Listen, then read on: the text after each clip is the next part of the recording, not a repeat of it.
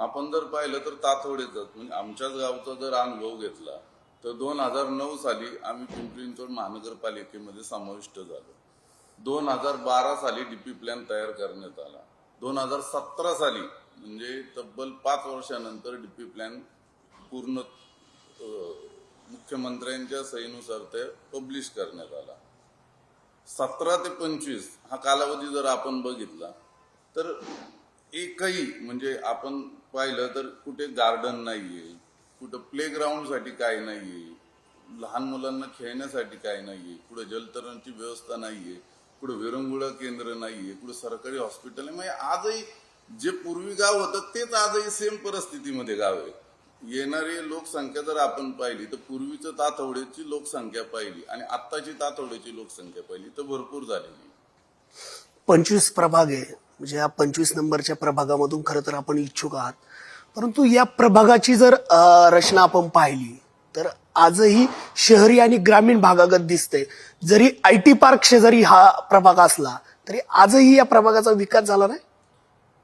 मी पुन्हा तेच सांगतोय की 2017ला डीपी सँक्शन झाल्यानंतर 2025 पर्यंत एक ठोस काम झालेलं या प्रभागातलं दाखवा.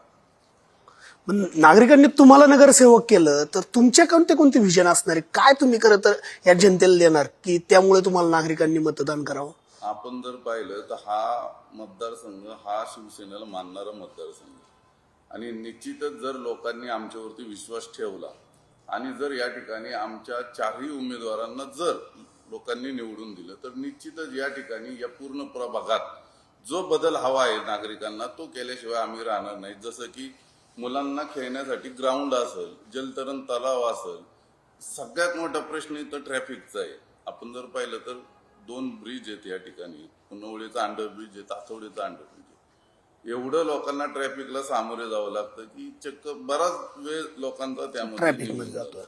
तर निश्चितच ट्रॅफिक सुव्यवस्थित व्हावं यासाठी प्रयत्न करणार आहोत.